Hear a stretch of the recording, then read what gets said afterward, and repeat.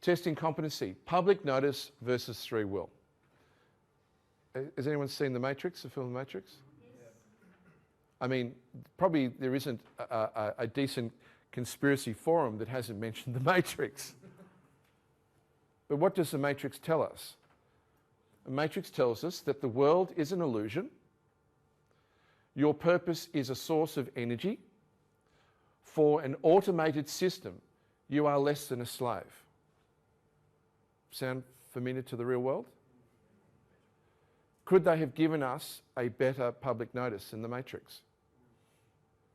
They even tell you what's wrong with the system in the film. I mean, done in a way that even a 14-year-old child, if they went and saw that, should know what's going wrong with the world. The system is not only automated, it is broken and needs to be rebalanced, yet most people prefer to remain asleep. Have you found that? So, public notice. Public notice versus free will. So if people want to stay asleep, they look at you and say, oh, The Matrix, just entertainment. Got nothing to do with the world. We're all free. This concept of trust, this concept of estates, it's all a myth. Australia is a Commonwealth. Australia can't be registered as a corporation with the SEC in America, even though it's on the internet, even though it's right in plain sight. No, I refuse to believe what I see. I prefer to live in ignorance. That's free will. Free will. It's your choice. Have you seen Alice in Wonderland? Through the Looking Glass. Alice, you're a pawn on a chessboard. You're an amusement between elite families. The Red Queen, the White Queen, they were related. They were sisters, weren't they? Elite families until you wake up and to the fact that you're asleep to reality. So over here, world war, terrorism, recession, crisis, it's all games. It's all games of the elite. Until you stand up and face your demons, you remain at their will. You're just a pawn. Free will. Okay. So where do you start? This is not designed to start any epileptic fits, but it's not a bad image to sort of segue into where do we start. Because it does, the law does kind of create this sickening effect, really, when you try and think of where to start or what to do, or you've read something and later on you find that it's not true. The law is deliberately designed to be confusing because it's an occult art. Guess who they lie to first? The lawyers. The first person the law lies to are the lawyers. And then it lies to you. You read their dictionaries, Black's Law, constant revisions, the jurisprudence, their case law, thousands and thousands and thousands of pages to find one relevant fact. That's not efficient, is it? You could take all of that and you could present it in a consolidated form. You could take all the law that's ever been written in the world and you could present it in a consolidated form and you could read it, and it'd probably be quite large, but you could see it in plain sight, yeah? But that's not how the law is designed, is it? That's how Ucadia law is designed. That's what the canons of Ucadia are about. But that's not how. Apparently 64 million laws in America now, between the states, the local and the federal. 60 million laws in one country. Impossible. Impossible for even one army of people to comprehend that. So we have all these laws.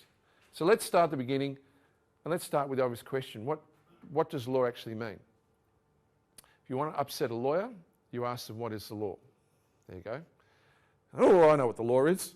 What is the law? The law is rules, standards, norms, permitting or prohibiting certain actions. It really is that simple. And it comes from all these different groups. It comes from religion, the little image of St. Peter's here. It comes from legislation, looks surprisingly like St. Peter's, but it's actually the US Capitol building. It comes from science and discovery, and it comes from custom, like the Roman cult, the pagan Roman Empire. So laws are claimed to come from many sources, including all of those. That's really, generally speaking, what the law is. The highest laws are canons. And I know that people, when they come to Ucadia and they come to read some of the material of Ucadia, get concerned because when they first heard the word canon, probably the only context you've heard canon is canon law of the Roman cult, right? That's the most common. If you say canon law, people go, oh, the Catholic Church. Oh, ecclesiastical law. Yeah? Well, that's exactly how they want you to think. Why? The highest laws are canons. Why? How? Canons are rules, bar, norms, maxims, measures or standards uncontested. Uncontested. That key word in this, over time. So if there's a maxim that is used across a range of cultures, bless you, across a range of time periods, and it's uncontested, then it is a maxim. More than a maxim, it's a canon. And here we see how canon law is very much a matter of control. Again, this plain sight. You see the laurel wreath here of SPQR through the Vatican, its keys. See the wreath in the Masons, the wreath in the Senate, and of course the United Nations. It's all in plain sight. The whole system is based on canon law. Much of the visible and hidden laws of the world are claimed from Roman law, Vatican law, canon law. Now you know the foundation of law of their system. The root of their system is canon law. Here's a canon, a maxim. All law is first auricular, spoken. Have you heard that before? So from the beginning of civilization to the present day, all law is still considered spoken into life, not written into life. Now you wouldn't know that if you went to the magistrate's court or parking fines, but the reality is that law is auricular. And if you think about it, you see signs of spoken knowledge and the importance of spoken knowledge versus language in all the cultures. Take this land again in Australia. Australia is an example of a high developed culture with the Indigenous, where the right to know something was done through initiation. And it wasn't that there was an absence of written knowledge. Their paintings were all forms of writing, as were the Celts in their symbols, all forms of writing. But writing in an alphabetic sense, as we read here, was considered an abomination, because it was a way of transmitting something to someone who may have no right to know what it meant. So we see that for thousands and tens of thousands of years, law, the very beginnings of our civilization, comes from this intrinsic canon. And we see it in all the language they use with us. Laws begin as bills which are read. First reading, second reading into Hansard. Monarchs and leaders pronounce laws. Rogatory, rogation, it's all speech. Officials are invested in office after speaking an oath. Yes? Defendants attend and present their defence at hearings, not readings. Court cases are founded on the sacrament of confession.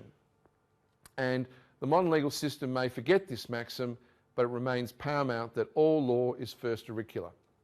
Hence, knowing who and what you are is fundamental, because all the paperwork that you may do, all the remedy that you may subscribe to may amount to naught, in the sense that your day in court or your day of proof may come down to you in this role of speaking. It's not easy.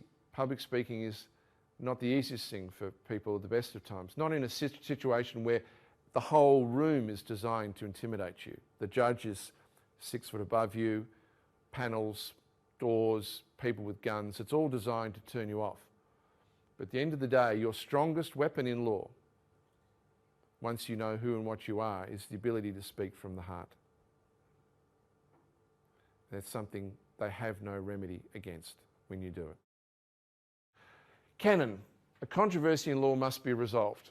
Okay, that makes sense. But What we're saying here is all debts must be paid, all contracts must be honoured, and anyone that brings a controversy before the law, it must be resolved. In other words, where there's smoke, there's fire.